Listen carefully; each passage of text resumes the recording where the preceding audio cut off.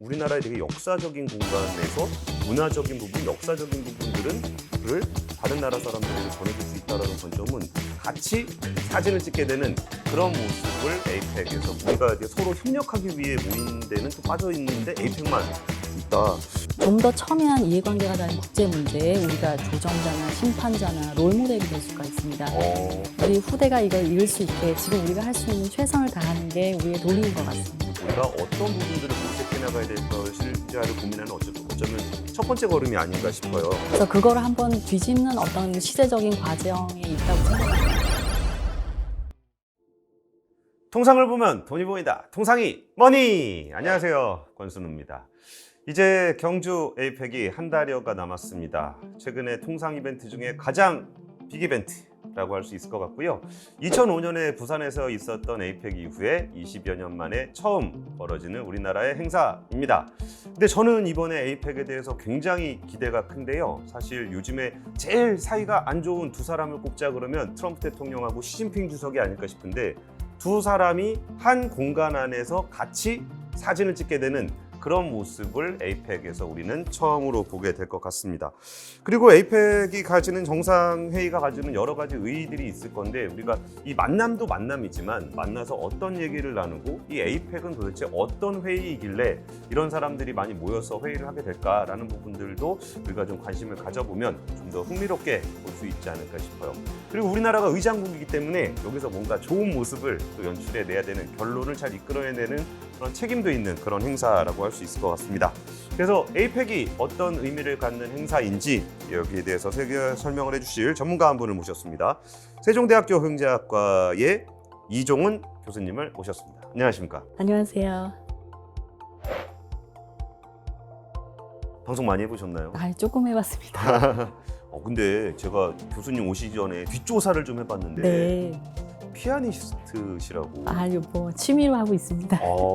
역시 품격에서 나오는 아우라가 좀 있어서 별 말씀을요. 여사경제학과 교수님과는 좀 다르다 싶은 생각이 좀 들었습니다.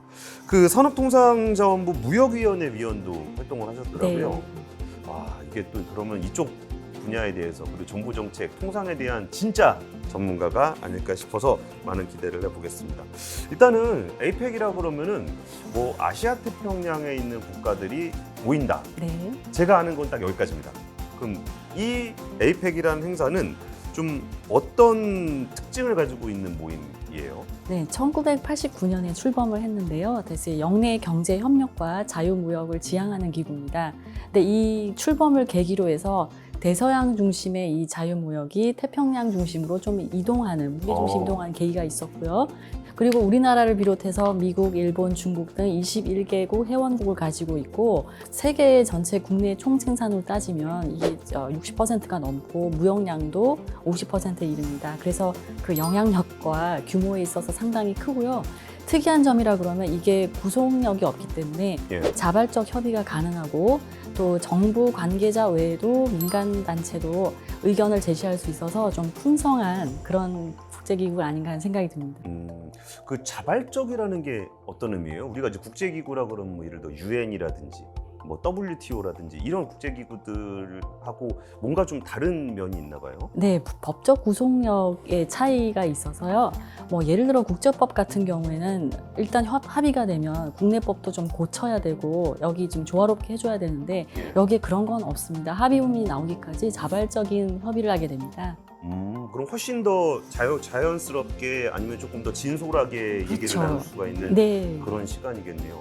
저는 그 부분에서 이번에 그 민간도 이 에이펙에 같이 참여를 한다라는 부분들이 굉장히 인상적이었는데 의외로 이 에이펙을 기다리고 있는 우리나라 국내 기업인들도 꽤 많더라고요. 이게 아무래도 자기들끼리 사인하는 것보다 딱 진짜 각국 정상들 모여있는 그 비즈니스 서밋에서 같이 서명을 하게 되면은 좀 더 이 기업 간의 관계도 돈독해지고 근데 우리가 뭐 시진핑 주석이라든지 트럼프 대통령 오시는 건 알았는데 저는 이번에 이게 엔비디아의 젠슨 왕이라든지 아니면은 그 오픈 AI의 샘 알트먼 그리고 알리바바의 에디 우 그리고 정말 한국에 언제 온 적이 있었는지 기억도 잘 안 나는 애플의 팀 쿡 이런 분들이 우리나라에 온다 그러니까 이거 경주에서 좀 경주빵 좀 팔 수 있겠구나 그런 기대감도 좀 많이 들었습니다. 그래서 이번에 그 국가 간들의 정상 간의 어떤 국제 외교의 무대이기도 하지만 정말 글로벌 비즈니스맨들의 어떤 사업의 장이 될 수 있다는 측면에서도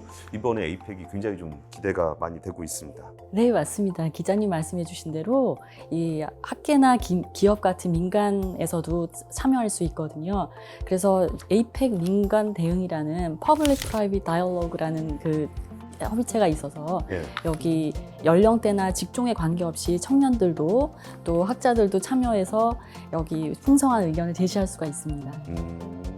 근데 굉장히 재밌는 행사네요. 이게 딱 진짜 정해진 무엇인가를 법적 구속력을 가지고 한다 그러면은 정말 이렇게 우리가 뭘 해야 될지에 대해서 굉장히 딱딱하게 진행될 수 있는데 오히려 자유롭게 진행을 할 수 있으니까 학자들도 참여하고 기업가들도 참여하는 그런 행사가 되는 것 같습니다. 그리고 이제 무엇보다 중요한 거는 우리가 의장국이다. 이것도 되게 중요한 포인트가 될 것 같아요. 일단 에이펙 의장국이라는 게 뭔지도 좀 궁금하고요. 그러면 에이펙 의장국으로서 우리가 어떤 역할을 하고 어떤 목표를 가지고 어떤 과제를 좀 수행을 해야 되는 거예요? 일단 의장국이라 그러면 어느 정도 아젠다를 좀 제시할 수가 있고요. 의견 조율도 가능하기 때문에 현재 일어나고 있는 중동 정쟁이나 지금 그 러시아 우크라이나 전쟁 이거의 종식에 맞춰서 글로벌 공급망을 어떻게 안정화할 것인가 이런 과제도 있고요. 또 AI 기술 확산과 관련해서 디지털 규범을 같이 좀 논의해보자 이런 얘기도 할 수 있습니다. 근데 제가 좀 강조드리고 싶은 것은 이것의 상위 가치가 좀 있어야 되는데요. 예. 실무적으로도 연결될 수 있는 이 상위 가치에는 자유의 확산이 있지 않나 하는 생각이 듭니다. 그래서 예를 들어서 개인정보 보호라든가 뭐 데이터를 갖다 이동시킨다든가 여기에는 어떻게 하면 이 기술이 인간의 자유를 보호하거나 보완해준가 하는 문제가 있고 아니면은 굉장히 디지털 사회주의로 가면서 인간의 자유를 억압할 수도 있거든요. 예. 그리고 사실 말씀하신 그 미중 갈등도 이 자유를 어떻게 해석하느냐 하는 체제의 문제로도 볼 수가 있습니다. 그렇죠. 그러니까 자유라는 단어를 딱 들었을 때 어쩌면은 자유라는 가치는 우리 인류 보편적인 가치라고 우리가 알고 살아왔는데 요즘에는 오히려 자유무역 얘기를 중국이 더 하는 경향도 좀 있고. 네. 근데 아까 저는 아젠다가 굉장히 좀 인상적이었던 게 그 전쟁 이후의 세상의 공급망을 어떻게 할 것인가에 대한 얘기 같은 경우도 이 전쟁도 사실 이제 그 당사자들 간의 전쟁일 수도 있지만 약간 진영 간의 그런 갈등도 되기 때문에 섣불리 전쟁 이후를 얘기하기가 좀 어려운데 오히려 이 각국 정상들이 모여서 그렇게 구속력은 없겠지만 오히려 자발적으로 그런 소통의 장소를 마련할 수 있다는 게 굉장히 좋은 취지를 좀 갖고 있을 것 같습니다. 그리고 이제 무엇보다 그 미국과 중국의 정상들이 참여를 한다라는 것들이 굉장히 좀 인상적인데 이게 그렇게 모두 참여한다라는 좀 관례가 좀 있나 봐요. 네, 89년 이후부터 그렇게 해왔고 그리고 우리가 미중이 모였던 그 적은 사실 글로벌 금융위기 때 G20 때 좀 모인 적이 있습니다. 그 외에 다 금융위기 때. 그렇죠. 예. 그 외에 때는 다 뭔가 전략적으로 상호 배제하는 형태의 협의체들이 많았던 것 같아요. 그러니까 워낙 빅 이벤트다 보니까 정말 기대 반 우려 반 되는데 뭐 기대하는 거는 진짜 이 미중 간의 관계 때문에 스트레스 받는 국가들이 너무나 많잖아요. 근데 정말 양 당사자가 한 번도 만난 적이 없는데 우리가 딱 그런 장을 꾸려서 뭔가 이게 잘 풀려가는 모습들을 보여주면은 역시 한국이 했다. 그럴 수도 있을 거고 반대로 양쪽 다 딱 만났을 때 우리가 한번 국내 정치적으로 써먹을 수 있게 내가 트럼프 이겼어. 내가 시진핑이 이겼어. 이래가지고 거기서 또 싸워버리면 정말 우리나라는 싸움판을 만든 국가가 될 수 있겠다는 생각도 좀 드는데 이런 부분들은 좀 교수님 어떻게 보세요? 그러니까 힘겨루기가 되지 않도록 하려면 의장국이 말씀하신 그런 보편적 가치를 내세워야 되는데 그런 공간을 창조할 수 있는 게 에이펙이 아닐까 싶습니다. 바로 지금 국내에 적용하기는 어려우나 지금 여기서 논의된 자유의 확산을 사실 거부하거나 뿌리치기는 어렵거든요. 그래서 21개국 정상이 여기 머리를 맞대고 앞으로 인류가 가야 될 길에 대해서 큰 그림을 그린다는 점에서는 중요하다고 생각합니다. 왜냐하면 구속력이 있게 되면 저 나라가 어차피 안 들어줄 거기 때문에 말조차도 안 하거든요. 근데 적어도 이 표현의 자유는 에이펙에서 보장되기 때문에 그 점이 좀 훌륭하다고 생각합니다. 그러니까 오히려 이번 기회를 서로 이용할 수도 있겠네요. 사실은 난 이런 얘기를 좀 하고 싶었는데 그 얘기하면 이거 가지고 또 꼬투리 잡아갖고 뭘 해야 되나 말아야 되나 맞습니다. 이럴 수도 있으니까 네. 차라리 조금 더 이렇게 소통하기 좋은 장소에서 난 이런 고민이 있어. 너는 그런 고민이 있어? 그러면은 우리 나중에 구속력 있게 만날 때는 이거의 공감대를 기반으로 시작하자. 뭐 이런 식의 얘기들도 좀 나눠볼 수 있지 않을까 싶습니다. 그리고 또 이제 우리가 굉장히 중요한 것 같은데 사실 우리나라의 포지션이 사실 좀 미중 사이에서 애매한 측면이 좀 없잖아 있죠. 그리고 우리는 그 안에서도 우리의 국익의 관점에서 의사결정을 해오면서 지금까지 성장해온 측면도 분명히 있어 보입니다. 그래서 의장국으로서의 어떤 휘둘리지 않고 잘 조율을 하는 부분들도 분명히 있을 것 같은데 여기에 더해서 이제 글로벌 CEO들이 좀 많이들 모이는 자리니까 그러니까 우리나라 입장에서도 여기서 뭐 배터리라든지 반도체라든지 아까 공급망 얘기도 좀 해주셨는데 이런 부분에서 우리 산업에게 이 에이펙이라는 회의가 되게 좋은 기회도 될 수 있을 것 같거든요. 좀 어떤 부분들을 좀 중요하게 보면 좋을까요? 배터리나 뭐 반도체에서 우리가 어떤 정도 기술 격차를 유지하고 있는 건 맞는데 굉장히 좀 불리한 상황은 뭐냐면 그 산업 연관 전체로 봤을 때 상류, 그 원자재에 가까운 그런 단계에서는 이 수출 통제에 좀 휘둘리고 있고 거기에 좀 희토류 같은 거 확보하는데 어려움이 있을 수 있고 그다음에 하류, 저 소비자 쪽 그 라인에 있어서는 최종재 만드는데 이 다운스트림 협력이라고 하는데요. 이거를 이제 외국 협력사들하고 협력하는 방향으로 이걸 좀 돌파하려고 노력을 하고 있습니다. 그리고 이게 또 하나 좀 궁금한 것 중에 하나가 이게 뭐 잘하면 뭐 기분 좋은 거 말고 뭐 자부심이 든다 이런 거 말고 우리가 의장국으로서 역할을 잘 수행을 했을 때 우리나라에는 어떤 긍정적인 효과가 있을까요? 이게 우리가 울림을 주는 어떤 합의문을 도출해내게 되면 네. 우리가 인지적 권위도 갖게 되고 뭔가 이 정신적 가치를 창조할 수 있는 한국이구나.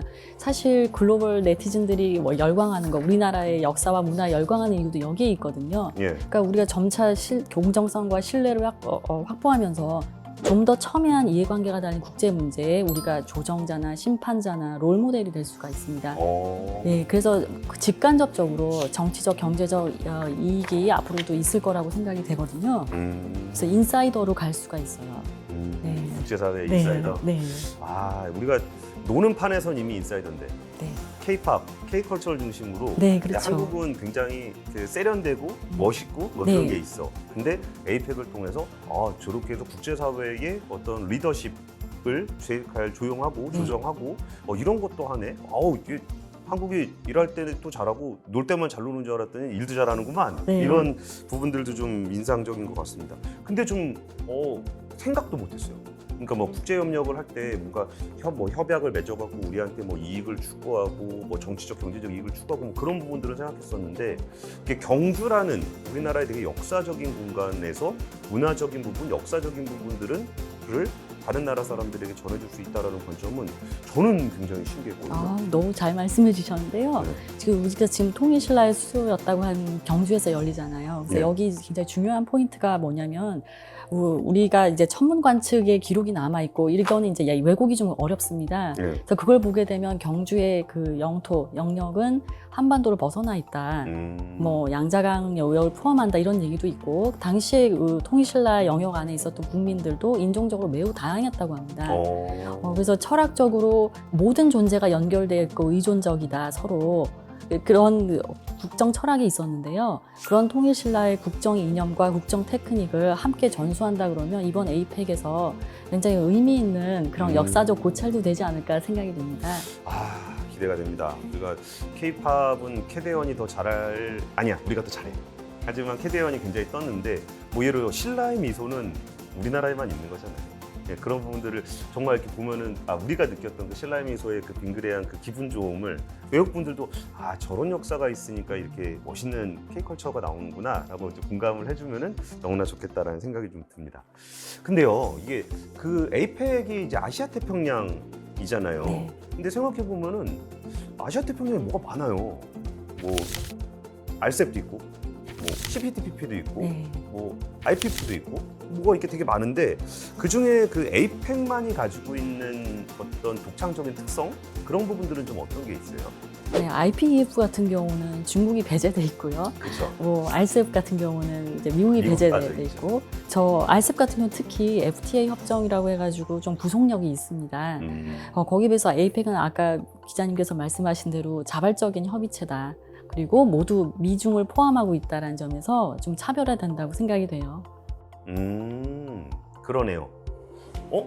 그러네. 빠져 있구나. 네. 이렇게 여기는 여기 퍼즐이 빠져 있고 여기는 여기 퍼즐이 빠져 있고 와 이게 다 있는 거는 그러네요. 이렇게 구속력이 있는 뭐 UN이라든지 WTO에는 다 참여를 하고 있지만 이게 우리가 이제 서로 협력하기 위해 모인 데는 또 빠져 있는데 에이펙만 있다. 굉장히 좀 인상적인 것 같습니다. 근데 교수님 우리가 그 자발적인 부분들에 대해서 긍정적인 얘기를 많이 했는데 요즘이 사실 뭐 무역 갈등이나 이런 걸 보면은 우리가 뭐 되게 평화롭고 그냥 우리가 알아서 잘하자라고 해서 아니 억지로라도 잘하자 그랬던 WTO도 잘 안 지켜지는데 네. 그냥 알아서 잘하자라는 자발적이라는 거 그러니까 구속력이 없다는 게 좋게 보면은 좀 자유롭게 할 수 있다는 부분들도 좋지만 반대로 얘기하면은 좀 실질적인 변화를 이끌어내기에는 좀 한계가 있지 않을까요? 네, 물론 한계가 있을 텐데요. 세계화 시대가 이렇게 마냥 좋은 것만은 아니었습니다. 그러니까 우리 눈에 보이지 않는 어떤 쌓인 적폐도 많았었고, 그래서 그거를 한번 뒤집는 어떤 시대적인 과정에 있다고 생각이 되고요. 그렇게 그 시대 변혁을 가져오려면 말씀하신 이런 자발적 협의체에서 좀 허심탄회하게 서로 표현의 자유를 제약하지 말고 인류가 가야 될 길이 어딘지 서로 논의해 봐야 되지 않을까 싶고 거기에 이제 에이펙의 의의가 있는 것 같습니다. 그러게요. 뭐 지금 단계에서 뭐 용 빼는 재주 있겠습니까? 이게 하루아침에 어떤 자유무역에 대한 그 어쩌면 역풍이 그 중국에서도 불고 있었던 거고 네. 미국에서도 불고 있었던 이 긴 흐름을 네. 그냥 뭐 아무리 경주에서 만나는 거라고 하지만 하루아침에 해결책을 찾기는 어렵겠지만 어디서부터 우리가 논의를 시작해봐야 될지에 대해서는 좀 얘기해 볼 수 있는 장이 되지 않을까 싶습니다. 그 통상이모니 시간이 이제 마칠 시간이다 돼서 마지막 질문을 좀 드리게 되는 것 같은데요. 결국은 이제 에이펙 정상회의가 어쩌면 우리나라가 주도가 돼서 국제회의를 한번 주최하는 그런 행사라고 한다면은 뭐 지금까지 있었던 통상 얘기는 뭐 최근에 뭐 미국과의 어떤 관세 협정이라든지 그런 개별적인 그리고 목표가 분명한 그런 협상이었다 그러면은 에이펙을 중심으로 한 부분들은 오히려 이제 국제 질서의 변화 속에서 우리가 어떤 부분들을 모색해 나가야 될 것일지를 고민하는 어쩌면 첫 번째 걸음이 아닌가 싶어요. 그러면 우리나라는 장기적으로 좀 어떤 방향성을 가지고 외교 전략, 산업 전략, 통상 전략 이런 부분들을 좀 펼쳐 나가야 될까요?